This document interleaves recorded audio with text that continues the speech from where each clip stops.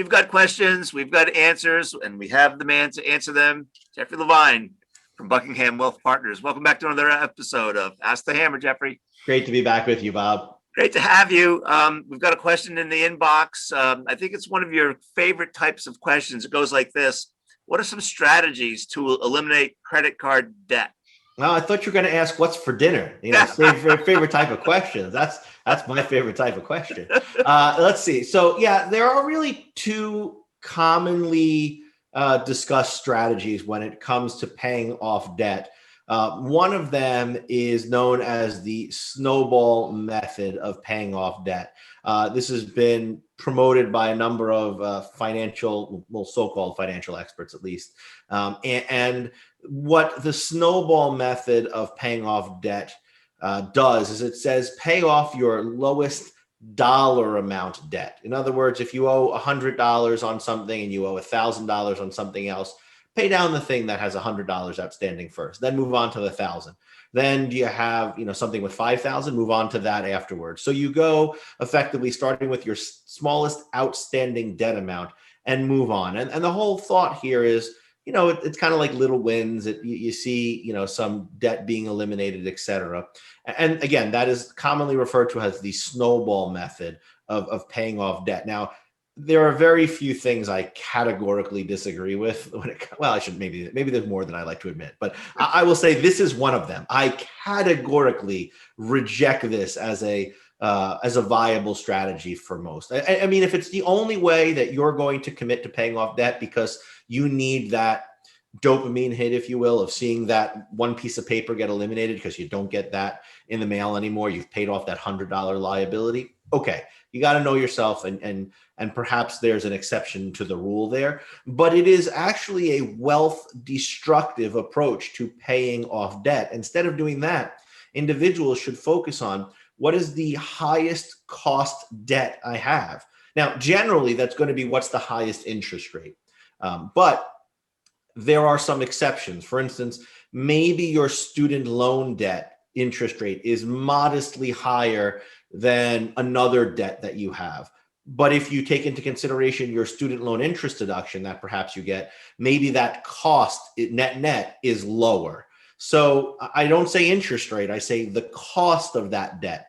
Effectively, you want to go with that amount first. Now, if you can't figure out what your highest cost debt is, then starting with the highest interest rate amount is pretty good here. And to be clear, we're not talking about things like a 30-year mortgage or something like that, right? We're talking about credit card debt or other types of debt that have shorter time horizons, if you will, particularly those debts that are variable in nature, particularly those debts that are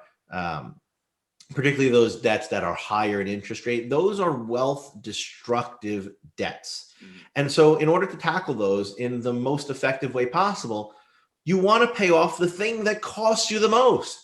So even if you have a $5,000 debt outstanding and you have a $20,000 bill on another credit card, if the $20,000 credit card is charging you 20%, but your cheaper credit card, your $5,000 or your cheaper debt, your $5,000 credit card outstanding amount is charging you only quote unquote 15%, still high, but pay off the thing that's charging you 20% first. Yes, it may take longer to see that credit card bill go away, but every time you make a payment, you're saving the 20% interest that would have been charged to that payment, as opposed to the 15% that would have been charged to the other one. It just costs you more money. So it is, like I said, unless you know yourself, and that's just a really big, rush to see that one piece of paper eliminated, I say focus on your total amount of debt.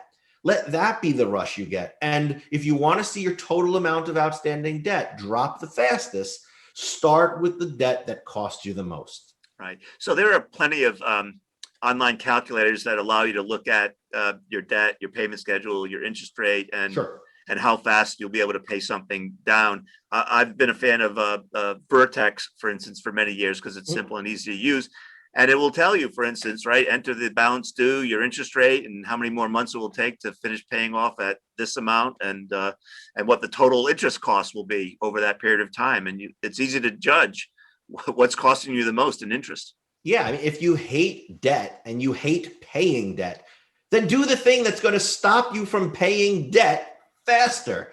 And that's paying down the debt that is a higher cost to you. I mean, it just doesn't make sense to focus on the dollar amount of the outstanding debt. Start with the highest rate or cost first and work your way down from there. So in other words, in terms of prioritizing, once again, where the snowball method would say, line up your debt and list them in order from lowest outstanding amount to highest outstanding amount. What we're saying is don't do that. Start with the debt that costs you the most on an ongoing basis and go down from there and tackle that. And that will get you out of debt the fastest. Yeah. The less you have to pay of the higher interest rate debt, the more money you have then to put towards other debt when it's gone. And that higher rate debt will go away faster if you pay that first. So, it's not always that I get this animated about things, but it drives me crazy to see people who are already maybe struggling with their finances struggle more because of what is really bad advice. And that snowball method is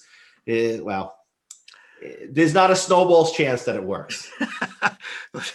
Well, Jeffrey, I haven't seen you that animated since, I don't know, since you were analyzing the Secure 2 Act. Yeah, I need a good tax return, tax bill to get me that animated usually.